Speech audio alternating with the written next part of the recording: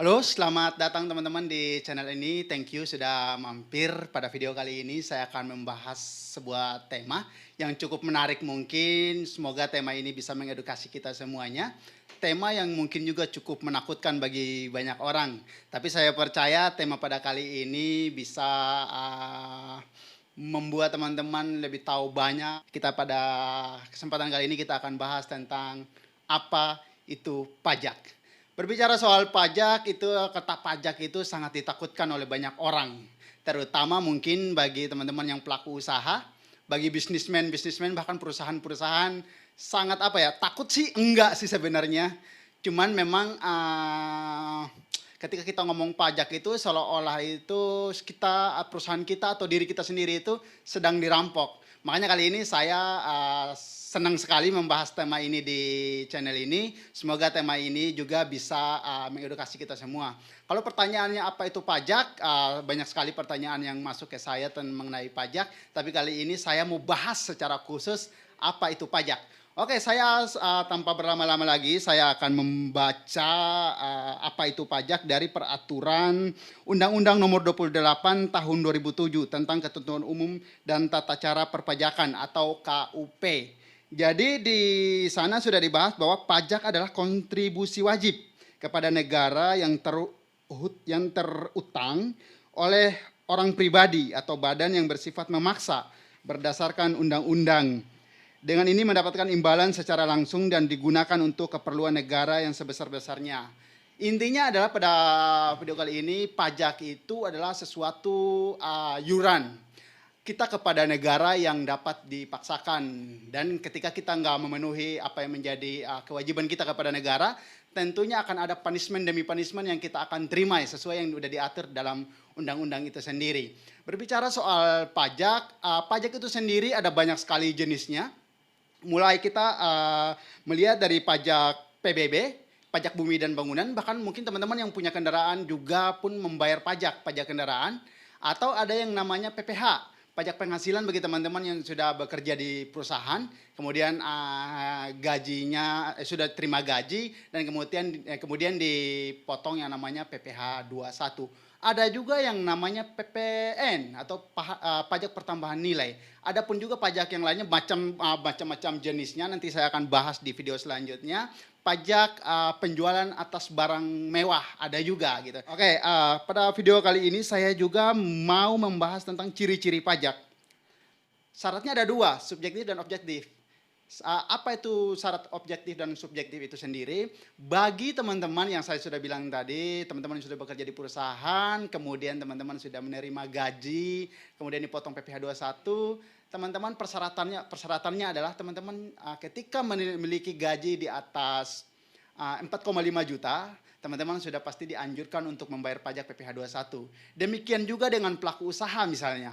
Pelaku usaha yang omset usahanya itu dikenakan PPh final yang 4,8 miliar di bawah 4,8 miliar, teman-teman dikenakan itu PPh final atau pajak penghasilan final yang bersifat final teman-teman, yaitu besarnya itu 0,5% untuk saat ini. Tadinya 1%, tapi kemudian sudah direvisi oleh pemerintah dan diberi diskon menjadi 0,5%, dengan harapan mungkin supaya setiap wajib pajak lebih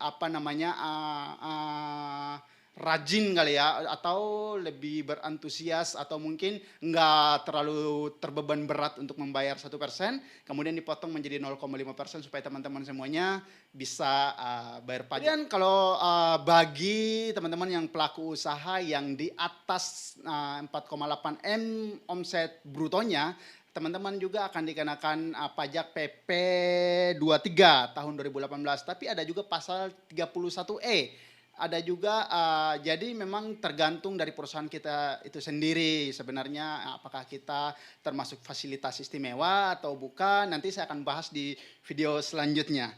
Kemudian yang berikutnya adalah saya akan membahas tentang fungsi anggaran. Nah, ini nih, kita cenderung memang nggak, yang membuat kita malas bayar pajak kadang-kadang, atau yang membuat kita mempertimbangkan sekali bayar pajak, atau merasa sia-sia bayar pajak, banyak juga teman-teman atau banyak juga pelaku-pelaku usaha yang berkata bahwa, "Buat apa saya bayar pajak, toh juga ujung-ujungnya akan dikorupsi. Buat apa saya bayar pajak, toh kegunaannya juga hanya untuk memuaskan para elit, toh hanya digunakan juga buat mereka, hambur-hamburin," gitu.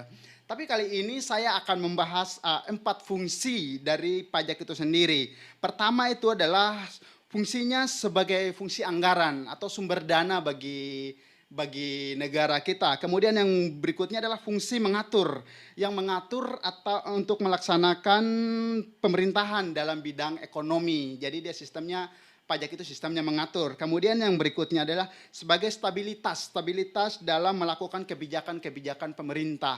Kemudian ada yang namanya retribusi pendapatan atau digunakan untuk membiayai banyak hal gitu ya. Jadi tentunya dari 4 jenis ini memiliki fungsi masing-masing. Tapi pada video kali ini saya langsung bicara soal garis besarnya saja. Fungsi-fungsi pajak itu sendiri selain fungsi anggaran, fungsi mengatur, terus kemudian fungsi stabilitas dan ada retribusi pendapatan. Secara umumnya gini, pajak saya buat apa aja sih? Jadi kalau teman-teman lihat saat ini ada pembangunan di mana-mana, salah satunya kalau di Jakarta ini ada pembangunan LRT, ada pembangunan jalan tol, kemudian di kampung teman-teman tiba-tiba ada pos polisi yang baru saja dibangun, kemudian ada sekolah-sekolah yang baru saja dibangun, mungkin di kampung yang terpelosok mungkin, saya kan nggak diperhatiin pemerintah, buktinya jalan saya masih berlobang, itu kasus yang berbeda lagi gitu. Sedikit curhat karena saya di kampung saya juga dari timur ini juga, jadi mungkin saya berharap nanti dari pemerintahan juga memperhatikan daerah-daerah terpencil. Tapi ya pada intinya adalah tentu ini jangan membuat kita beralasan atau jangan membuat kita jadi berasumsi buat apa saya berpajak. Sebagai anak muda saya mengajak teman-teman semuanya, bagi teman-teman yang sudah bekerja di perusahaan yang gajinya di atas 4,5 juta per bulan, teman-teman saya anjurkan untuk kita tetap bayar pajak. Bahkan teman-teman yang punya kendaraan bermotor yang sudah mati bertahun-tahun, please ayo kita mulai bayar pajaknya. Atau mungkin teman-teman punya pajak bumi dan bangunan, atau teman-teman juga yang menjadi pelaku usaha, atau teman-teman yang sudah mulai berjualan online ataupun pendapatan-pendapatan lain-lainnya, please bayar pajak. Karena pajak itu sendiri itu adalah pajak oleh kita dan untuk kita juga sebenarnya pajak itu sendiri. Ya, ketika nanti teman-teman kita bicara soal pajak, ya maka kita bicara soal kesejahteraan bersama, kesejahteraan Indonesia, tentu kesejahteraan kita juga. Kalau teman-teman sudah merasa bahwa teman-teman sejahtera, minimal kita bantu teman-teman kita atau saudara-saudara kita di pelosok untuk membantu mereka dari segi perekonomiannya. Jadi kemanakah pajak teman-teman? Ya ke pembangunan dan ke bantuan-bantuan sosial lah pajak teman-teman berjalan. Kalau ada asumsi-asumsi atau ada orang-orang yang mulai mempelintir bahwa pajak itu buat apa kita bayar pajak, toh juga akan dikorupsi atau dipergunakan untuk hal-hal yang lainnya, nggak usah terlalu berasumsi sampai ke sana atau nggak usah terlalu dengar sampai ke sana. Jadi itu adalah alasan kita, sebab kita juga saya percaya agama apapun kita pasti kita akan dianjurkan bayar pajak, karena berilah kepada Tuhan dan kita juga harus beri juga kepada pemerintah.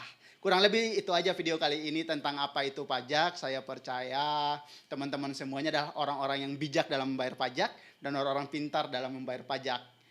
Terima kasih udah nonton video ini. Jika teman-teman suka dengan video ini, silakan tekan tombol like-nya. Juga tekan tombol subscribe-nya kalau teman-teman mau dapatkan video terupdate dari saya. Dan nyalakan loncengnya untuk notifikasi teman-teman. Terima kasih dan bye-bye.